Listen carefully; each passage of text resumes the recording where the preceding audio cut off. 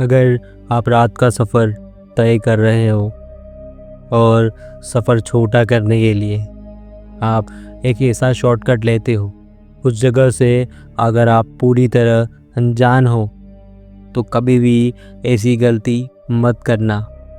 क्या पता वह शॉर्टकट आपकी ज़िंदगी का आखिरी शॉर्टकट हो सकता है। तो नमस्कार दोस्तों, मेरा नाम है शिव और लेकर आ चुका हूँ एक ऐसी डरावनी पर रोमांचक कहानी। तो बिना किसी देरी के साथ शुरू करते हैं। साल 2010 की बात है। भुज का एक मोहल्ला शारदापुर में एक परिवार रहा करता था। मुखिया अजय, जो कि पेशे से एक लोको पायलट थे, श्रुति माताजी, जो कि एक हाउसवाइफ थी, प्रीति 11 साल की उनकी बेटी, और राहुल जो कि 18 साल का था, सुधांशु और सुमन बच्चों के चाचा चाची। परिवार में ये 6 जन सभी साथ रहते थे। हाल फिलहाल में अभी सुधांशु और सुमन की नई नई शादी हुई थी। सब लोग खुशी से अपना जीवन व्यतीत कर रहे थे। तभी बच्चे ज़िद करने लग जाते हैं, अभी सुधांशु चाचू की शादी हुई है, क्यों ना हम सभी मिलकर अपनी नई चाची के साथ एक फैमिली ट्रिप बनाएं, बहुत मज़ा आएगा। अजय जी भी सोचते हैं, अभी मेरी छुट्टियां बाकी चल रही हैं, चलो एक ट्रिप बना लेते हैं, बच्चों का मन बहल जाएगा। तभी श्रुति बोलती है, ये काम करते हैं, इस बार की ट्रिप सुमन डिसाइड करेगी, जो जगह उसे पसंद हो हम सभी इस बार वहीं जाएंगे। सब लोग इस बात पर एग्री कर जाते हैं। सुमन बोली, अपने घर से 150-200 किलोमीटर की दूरी पर एक मंदिर है, नारायण सरोवर करके, वह जगह बहुत प्रचलित है। कहते हैं शाम का नज़ारा बहुत देखने लायक होता है। वह नज़ारा देखने लोग बाग बहुत दूर दूर से आते हैं। हमारे घर के ज़्यादा दूर नहीं है और मेरा बचपन से सपना था एक बार वहाँ जाऊँगी, तो इस बार हम सब वहीं जाएंगे। परिवार के लोग एग्री हो जाते हैं और अपनी पैकिंग शुरू करते हैं। अजय जी बोले, परिवार साथ में है और सुधांशु और सुमन की नई शादी हुई है, कहाँ ट्रेन और बस के धक्के खाएंगे, और हाल फिलहाल में तो ट्रेन की टिकट बुक भी नहीं होगी, हम एक मिनी बस बुक कर लेंगे। ट्रिप की सारी तैयारी हो जाती है। श्रुति, प्रीति और राहुल अपनी पैकिंग कंप्लीट कर चुके थे। वहाँ सुधांशु और सुमन भी अपनी पैकिंग कर चुके थे। थोड़ी देर में अजय जी घर आते हैं और बोलते हैं, चलो जल्दी चलो जल्दी चलो, बाहर अपनी बस आ चुकी है। बस के अंदर एक बस ड्राइवर और उसके साथ एक कंडक्टर था। दिन के 2 बज रहे थे। सारी फैमिली बस के अंदर जाकर बैठ जाती है और बस ड्राइवर जैसे ही बस स्टार्ट करता है, बस स्टार्ट नहीं हो रही थी। काफ़ी देर हो चुकी थी पर बस अभी भी स्टार्ट नहीं हुई थी। कंडक्टर नीचे जाकर चेक करता है, सब कुछ सही था, बस में डीजल भरा हुआ था।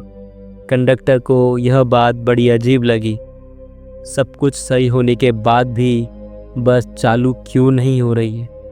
अंदर अजय जी का परिवार बैठे बैठे काफ़ी बोर हो चुका था। वह बस से उतरे और कुछ देर के लिए घर में जाकर बैठ गए।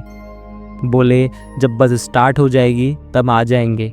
बस ड्राइवर और कंडक्टर की कड़ी मेहनत के बाद शाम के 6 बजे बस स्टार्ट हो जाती है। अजय जी की पूरी फैमिली बस में आकर बैठ जाती है।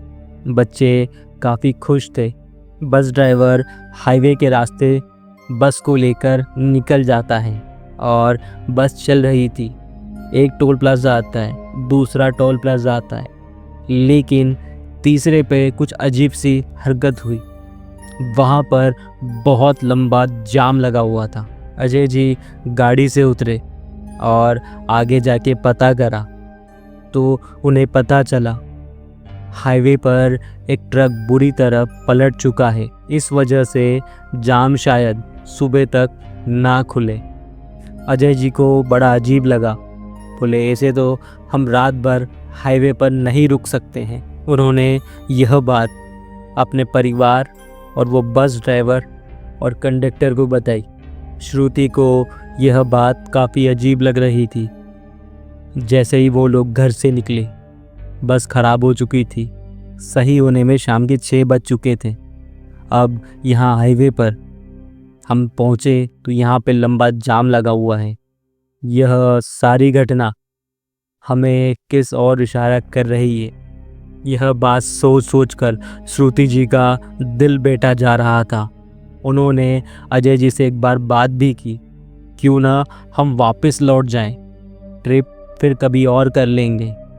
लेकिन बच्चे यह बात सुनकर रोने लगे और ज़िद करने लगे, नहीं मम्मी, नहीं बाबा, बिना वो जगह देखे हम घर वापस नहीं जाएंगे। तभी सुधांशु बोलता है, अरे चिंता मत करो, मुझे एक शॉर्टकट पता है यहाँ से। वो लखपत गांव होते हुए निकलेगा। अजय जी बोले, तुझे पता है, तू कभी गया है वहाँ से? तब सुधांशु बोलता है, नहीं गया तो नहीं हूँ, पर बहुत लोगों से सुना है। बोले हाईवे से यह रास्ता कटता है और लखपत गांव होते हुए निकलेगा और आगे फिर हाईवे पर मिल जाएगा। इससे हमारा समय भी बचेगा, वरना इस हाईवे की हालत देख मुझे ऐसा लग रहा है हमें यहाँ खड़े खड़े सुबह हो जाएगी। तभी बच्चे यह बात सुनते हैं और ज़िद करने लग जाते हैं, मम्मी पापा वहाँ से चलो जहाँ से चाचू बता रहे हैं। श्रुति अभी भी बेचैन थी। उसके अंदर अलग सी घबराहट थी, जैसे मानो कुछ बहुत बुरा होने वाला हो। अभी अजय जी उस बस ड्राइवर से बोलते हैं, सुनो ड्राइवर, एक काम करो, हाईवे से एक रास्ता कट रहा है। वो कौन सा गांव था? हाँ, लखपत गांव। वहाँ से होते हुए निकलते हैं, हमारा समय भी बचेगा और हम सुबह तक शायद वहाँ पहुँच भी जाएं। जैसे ही ड्राइवर ने यह बात सुनी, वह डर के मारे हिल सा गया। उसने जाने से मना कर दिया। अजय जी ने पूछा, ऐसा क्यों कर रहे हो? हमने तुम्हें पैसे दिए हैं और यह बस हमने बुक करी है, तो जैसा जहाँ हम बोलेंगे तुम्हें जाना पड़ेगा। ड्राइवर बोला, अजय जी, हमें जाने से कोई दिक्कत नहीं है, पर जब तक आपको उस जगह का पता ना हो वहाँ मत जाओ। हमें उस जगह के बारे में पता है। तब अजय जी बोलते हैं, अच्छा क्या पता है तुम्हें और क्यों नहीं जा रहे हो? साहब, वो जगह भूतिया है। अजय जी बोलते हैं, क्या फालतू की बात कर रहे हो? खत्म, कुछ भी नहीं जाना है, साफ मना कर दो। ड्राइवर बोलता है अजय से, नहीं अजय, ऐसी कोई बात नहीं है। दरअसल वह गांव भूतिया है। कहते हैं वहाँ पर एक औरत हमेशा किसी न किसी मनुष्य की फिराक में रहती है और जो कोई मनुष्य दिन हो या रात उसकी सरहद में दाखिल होता है, उसके साथ पता नहीं वो क्या करती है। जी बोले, अच्छा एक काम करो, बताओ मुझे क्या कहानी है। तब अजय कहानी बताना शुरू करता है। कहते हैं साहब, आज से 30 साल पहले की बात है। यह गांव ऐसा नहीं था। यहाँ पर बहुत सारे लोग रहा करते थे और वहाँ पर उर्मिला नाम की एक औरत रहा करती थी। उसको काले जादू और काली शक्ति में महारत हासिल करनी थी। उसका पता नहीं शौक था या पागलपन। वह इस शौक और पागलपन को पूरा करने के लिए किसी भी हद तक जाने को तैयार थी। उस काली विद्या की मदद से अक्सर वह उस गांव वालों की मदद भी करा करती थी। सभी गांव वालों को पता था कि उर्मिला काला जादू करती है, पर किसी को कोई आपत्ति नहीं थी, क्योंकि आज तक उस गांव में उर्मिला की वजह से किसी को कोई हानि नहीं पहुंची थी। एक रात की बात है, अचानक गांव में से कुछ 10 साल पहले के जो बच्चे थे वो गायब होना शुरू हो चुके थे।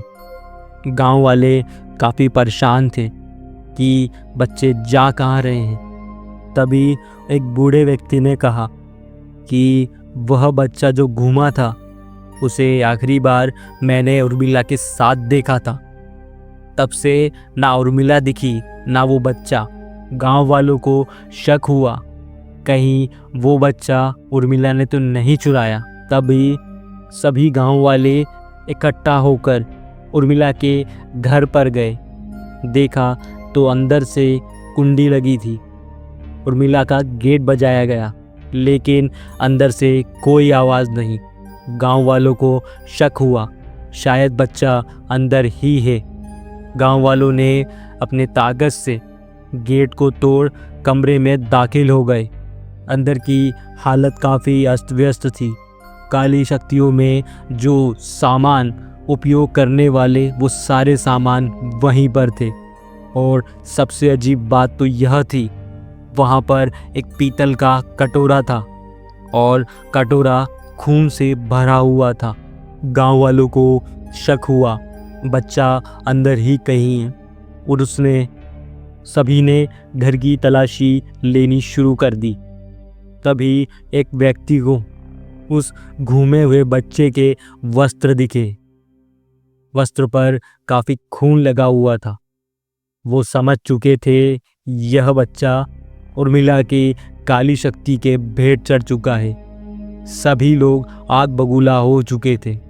इतने में बाहर से उर्मिला आई और उसके पास एक और बच्चा था जो कि 10 साल से कम की उम्र का लग रहा था। गांव वाले गुस्से से आग बबूला हो चुके थे। उन्होंने बिना कुछ सोचे समझे उर्मिला को पकड़ लिया और घसीटते हुए सरपंच के पास लेकर गए और बोले अब इसका फैसला सरपंच साहब ही करेंगे। पूरा गांव इकट्ठा हो रखा था लेकिन सबसे अजीब बात थी कि उर्मिला अपनी बचाव में कुछ नहीं बोल रही थी, जिसकी वजह से सबने यही मान लिया था कि उर्मिला गलत है। उसने अपनी काली शक्तियों के लिए बच्चे की बलि दी है और आज भी वो दूसरे बच्चे की बलि देने के लिए लाई थी। सरपंच साहब ने फिर से बोला उर्मिला तुम्हें अपने बचाव में कुछ बोलना है। उर्मिला की तरफ से कोई जवाब नहीं। तभी सरपंच साहब गुस्सा होकर उसे गांव के चौक पर जिंदा जलाने का हुक्म दे देते हैं। सभी गांव वाले मिलकर उर्मिला के लिए चिता तैयार करते हैं। उर्मिला को चिता पर बैठा दिया जाता है और सरपंच साहब के द्वारा उस चिता पर आग लगा दी जाती है। उर्मिला जिंदा जल रही है, चीख रही थी, तड़प रही थी, लेकिन किसी ने उसकी एक मदद नहीं करी। फिर अचानक उर्मिला ने श्राप देते हुए कहा मैं इस गांव में वापस आऊंगी और जो मेरा अधूरा काम था उसे मैं वापस पूरा करूंगी। और यह कहते कहते उर्मिला की आवाज़ आना बंद हो जाती है। उर्मिला पूरी चिता में समा चुकी थी। इस हादसे के बाद सभी गांव वाले अपने काम में व्यस्त हो चुके थे। एक रात की बात है, शायद हाँ पूर्णिमा की रात होगी। उस रात सरपंच साहब घर में खाना खाकर सो रहे थे। रात के करीब 12 या 2 बजे होंगे। अचानक उनका गेट खटखटाया।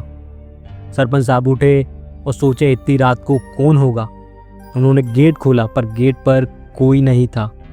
अचानक छत पर किसी के चलने की आवाज़ें आ रही थी। छत के खपरे अपने आप हिल रहे थे और अचानक एक बड़ा सा हथियार खपरे के आर पार हुआ और सरपंच साहब के सर में जा घुसा। अचानक वही खपरा तोड़ एक औरत आई और सरपंच साहब को उसी हथियार की मदद से जान से मार दिया। और यह सारा नज़ारा उनकी धर्मपत्नी ने यह हादसा होते हुए सामने से देखा। वह काफ़ी डर चुकी थी। वह ज़ोर से चिल्लाई और बोली सरपंच साहब को मार दिया, सरपंच साहब को मार दिया। आसपास के गांव वाले इकट्ठा हो गए। उन्होंने पूछा ये कैसे हुआ। तब सरपंच साहब की बीवी ने बताया कि कैसे वह औरत अंदर घुसी और उस हथियार से कैसे सरपंच साहब को जान से मार डाला। सबने पूछा कैसा हथियार, पर बीवी कुछ बता नहीं पा रही थी। अब हर रात उस गांव के एक एक आदमी की लाशें उसी जगह पर मिलने लगी थी जहां पर उर्मिला को जलाया गया था। गांव वाले समझ जाते हैं कि यह सब उर्मिला का काम है और धीरे धीरे उस गांव को खाली करना शुरू कर दिया और आज वह गांव इसी वजह से वीरान है। और बोलते हैं कि वही औरत उर्मिला आज भी इंतज़ार कर रही है लोगों का कि कब वो लोग आए और कब उसकी काली शक्तियों के भेंट चढ़े। इसी वजह से रात में तो क्या, लोग बाग दिन में भी जाना पसंद नहीं करते हैं। साहब, यह बात है उस गांव की। मेरा काम था आपको बताना, बाकी मानना या ना मानना वो आपकी मर्जी। बच्चों के उतरा हुआ मुंह देख अजय जी ने ड्राइवर को बोला, तुम गाड़ी लो वहाँ से, जो होगा देखा जाएगा। ड्राइवर गाड़ी घुमा लेता है और धीरे धीरे उस लखपत गांव की ओर बढ़ने लगता है। कंडक्टर की हालत ख़राब थी क्योंकि उसने भी वह कहानी पहले ही सुन रखी थी, पर पता नहीं श्रुति का दिल और बैठा जा रहा था। उसने अजय जी को बोला, बस रुकवा दो, मुझे कुछ ठीक नहीं लग रहा है, हमें वापस चलना चाहिए। तब सुधांशु बोलता है, हम लोग हैं ना, सब संभाल लेंगे। बस का कंडक्टर खड़ा होता है और अपने थैले में से एक धागा निकालता है, मंत्र पढ़कर उस गेट के दरवाजे पर बांध देता है और बोलता है, कुछ भी परिस्थिति हो बस से नीचे मत उतरना। यह बोलते ही बस लखपत गांव के सीमा में प्रवेश कर जाती है। गांव में अजीब सा माहौल था। बच्चे देख रहे थे। गांव में अब भी वह घर मौजूद थे, लेकिन देखने वाली सबसे अजीब बात तो यह थी, एक भी घर की छत सलामत नहीं थी। ऐसा लग रहा था किसी ने उसे जानबूझकर तोड़ा हो ताकि कोई उस घर में ना छुप सके। यह सब नज़ारा देख ही रहे थे, इतने में बस लखपत गांव के बीच में जा खड़ी होती है। गाड़ी अपने आप बंद हो चुकी थी और स्टार्ट होने का नाम नहीं ले रही थी। अजय जी को काफ़ी अजीब लगी ये बात, लेकिन बस ड्राइवर और कंडक्टर का हाल बुरा था। वह दोनों पसीने से लथपथ होकर कांप रहे थे।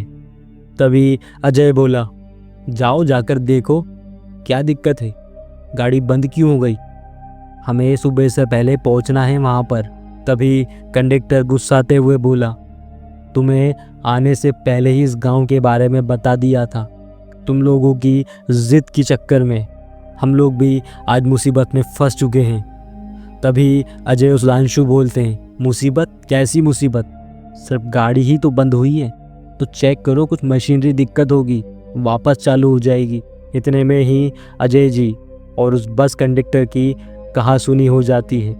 लड़ाई रुकवाते रुकवाते ड्राइवर बोलता है, लड़ो मत आप लोग, मैं जाकर चेक कर लेता हूँ। बस ड्राइवर भगवान का नाम लेते लेते उस बस से नीचे उतर जाता है। वो चेक कर ही रहा था, उतने में ऐसा लगा कि उसके पीछे कोई खड़ा है।